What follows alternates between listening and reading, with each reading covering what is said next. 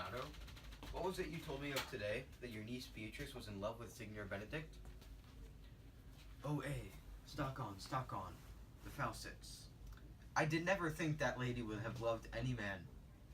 No, nor I neither, but most wonderful that she should so dote on Signor Benedict, whom she hath in all outward behaviour seemed ever to abhor. Is't possible? Sits the wind in that corner? By my troth, my lord. What's wrong? I knew it. Maybe she doth but counterfeit. Faith, like enough. Oh God, counterfeit. There was never a counterfeit of passion came so near the life of passion as she discovers it. Why? What effects of passion shows she? Bait the hook well, this fish will bite. What effects, my lord? She will sit you. You heard my daughter tell you how? She did indeed. How? How, I pray you? You amaze me. I would have thought her spirit had been invincible against all assaults of affection. Stop it. He hath the infection. Hold it up. Hath she made her affection known to Benedict? No, and swears she never will. That's her torment. 'Tis true indeed. So your daughter says, Shall I, says she, that have so oft encountered him with scorn, write to him that I love him? This says she now when she is beginning to writh to him. For she'll be up 20 times a night, and there will she sit in her smock till she have writ a sheet of paper. My daughter tells us all. Now you talk of a sheet of paper. I remember a pretty jest your daughter told. Oh, when she had writ it and was reading it over, she found Benedict and Beatrice between the sheet. That. She tore the letter into 1,000 halfpence, railed at herself that she should be so immodest to write to one that she knew would flout her. I measure him, says she, by my own spirit, for I should flout him if he writ to me. Yeah, though I love him, I should. Then down upon her knees she falls, weeps, sobs, beats her heart, tears her hair, prays, curses. Oh, sweet Benedict, God give me patience.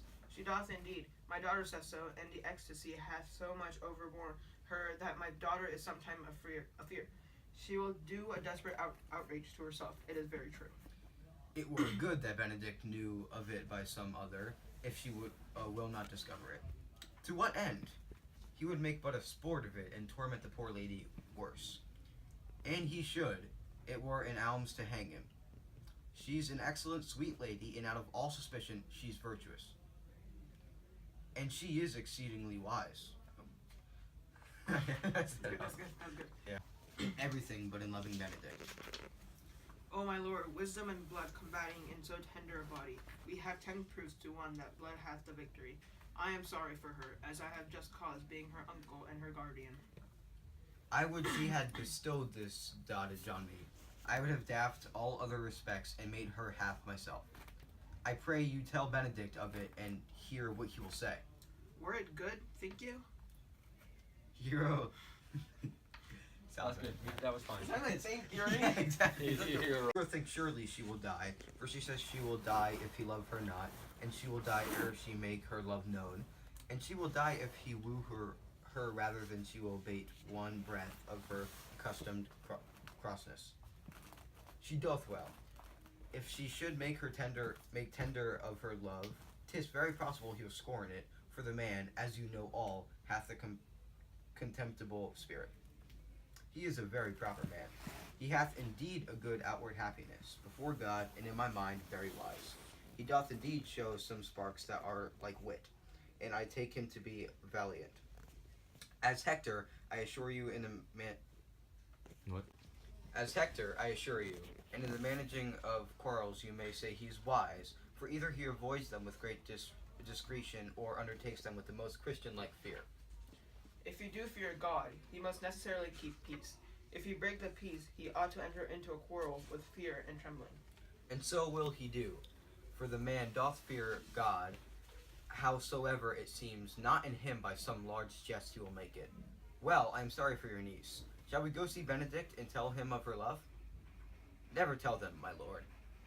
Let her wear it out with good counsel. My lord, will you walk? Dinner is ready. If you do not dote on her upon this, I will never trust my expectation. Let there be the same net spread for her, and that must your daughter and her gentlewoman carry. The sport will be when they hold one another of another's dotage, and no such matter. That's the scene that I would see, which will be merely a dumb show. Let us send her to call him to dinner.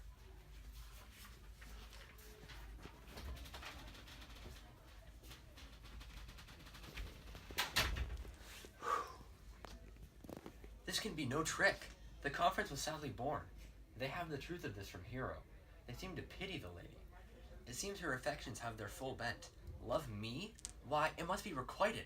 How I hear I'm censored. They say I will bear myself proudly if I perceive the love come from her. They say, too, that she will rather die than giving any sign of affection. I did never think to marry. I must not seem proud. Happy are they that they hear their detractions and can put them to mending. They say the lady is fair. 'Tis a truth, I can bear them witness. And virtuous? 'Tis so, I cannot reprove it. And wise, but for loving me, by my troth, it is no addition to her wit, no great argument of her folly. For I will be horribly in love with her. I may have chanced some odd quirks and remnants of wit broken on me, because I have railed so long against marriage, but doth not the appetite alter? A man loves the meat in his youth, that he cannot endure in his age. Shall quips and sentences, and these paper bullets of the brain, awe a man from the career of his humor? No, the word must be peopled. When I said I would die a bachelor, I did not think I should live until I were married. Here comes Beatrice. By this day she's a fair lady. I do spy some marks of love in her.